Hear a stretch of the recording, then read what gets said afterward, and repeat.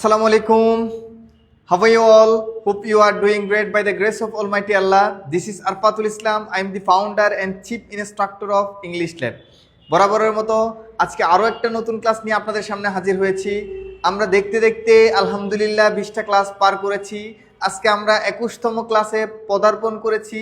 আজকে আমরা শিখব, গত ক্লাসে আমরা যেটা শিখেছি সেটা হচ্ছে প্রেজেন্ট কন্টিনিউয়াস টেন্সের পজিটিভ, যেটা প্রেজেন্ট কন্টিনিউ আমি যে কাজটা এখন করছি ওই কাজটাকে কিভাবে আমরা ইংলিশে বলবো এটা আমরা শিখেছি।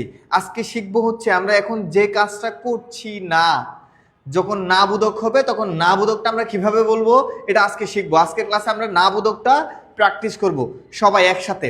সো আমার এই ভিডিওটা যারা যারা দেখছেন শুরু থেকে শেষ পর্যন্ত, যেটা হচ্ছে আপনি প্রত্যেকটা ভিডিও আপনি নোট করেন।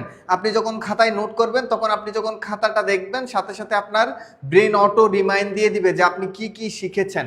আমার কথা বুঝতে পেরেছেন? সো আপনি জাস্ট হচ্ছে প্রত্যেকটা জিনিস, প্রত্যেকটা বিষয়, আমি অনেকগুলো কথা এখানে বলেছি, অনেকগুলা চেনার উপায় আপনাকে শর্টকাটে আপনাকে বলেছি। সো এই বিষয়গুলো আপনাকে কোড করে রাখতে হবে, আপনাকে লিখে রাখতে হবে। তাহলে আপনি দেখলে, খাতা দেখলে আপনার অটোমেটিকলি মনে পড়বে। আপনার ভুল যখন হবে আপনি অটোমেটিকলি কারেক্ট করতে পারবেন। তাহলে চলুন আজকের ক্লাসটা শুরু করি। আজকে আমরা শিখবো হচ্ছে প্রেজেন্ট কন্টিনিউয়াস টেন্সের নেগেটিভ না বোধক কিভাবে বানাবো। আমরা না বোধক বানানোর জন্য জাস্ট আমরা গত স্ট্রাকচার যেটা ছিল সেটার হচ্ছে বিভার্বের সাথে আমরা শুধুমাত্র নটটা যোগ করে দিব। কি করে দিব? নটটা শুধুমাত্র এম ইজ আর এর সাথে কি করব? নটটা যুক্ত করে দিব। বাকি সব ঠিক থাকবে, বাকি কোনো কিছুই চেঞ্জ হবে না। আর অবজেক্টটা আপনার মতো করে বসাবেন। অবজেক্টটা হচ্ছে কি আপনার মতো, ঠিক আছে? তাহলে দেখেন বাংলা কি দাঁড়াবে? I am not going. Bangla কি? আমি যাচ্ছি না, আমি যাচ্ছি না। আমার কথা বুঝতে পেরেছেন? তাহলে দেখেন আই এম নট গোয়িং, আমার সাথে সাথে প্র্যাকটিস করেন তো। আই এম নট গোয়িং, আমি যাচ্ছি না। উই আর নট গোয়িং, আমরা যাচ্ছি না। ইউ আর নট গোয়িং, তুমি যাচ্ছ না। ইউ আর নট গোয়িং, তোমরা যাচ্ছ না। দে আর নট গোয়িং, তারা যাচ্ছে না।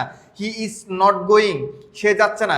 শি ইজ নট গোয়িং, সে যাচ্ছে না। অনিক ইজ নট গোয়িং, অনিক যাচ্ছে না। My father is not going, আমার বাবা যাচ্ছে না। আই এম নট ইটিং, আমি খাচ্ছি না। আই এম নট ডোনেটিং, আমি দান করছি না। আই এম নট ডুইং, আমি করছি না। আই এম নট ওয়ার্কিং, আমি কাজ করছি না। আই এম নট লিসনিং, আমি শুনছি না। এরকম 100 বার দিয়ে আপনি রেগুলার 100 বার দিয়ে প্র্যাকটিস করবেন। রেগুলার 100 বার দিয়ে প্র্যাকটিস করলে কি হবে? আপনার রেগুলার যে ভার্বগুলো আমাদের ইউজ করি, সবচেয়ে মোস্ট ইম্পর্টেন্ট ভার্বগুলো আমরা আমাদের মুখে নিয়ে আসতে পারবো।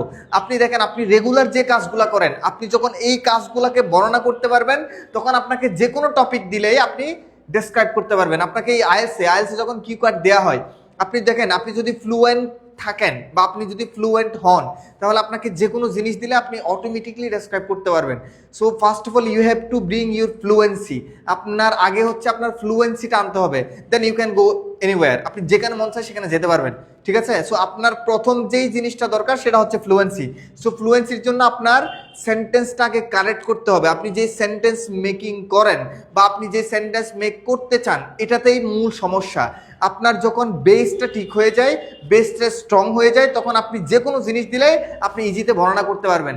সো আজকে আমরা শিখেছি কি? প্রেজেন্ট কন্টিনিউয়াসের নেগেটিভটা।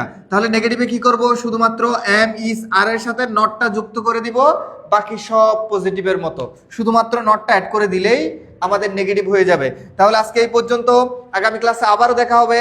এ পর্যন্ত সবাই ভালো থাকবেন, সুস্থ থাকবেন। আসসালামু আলাইকুম।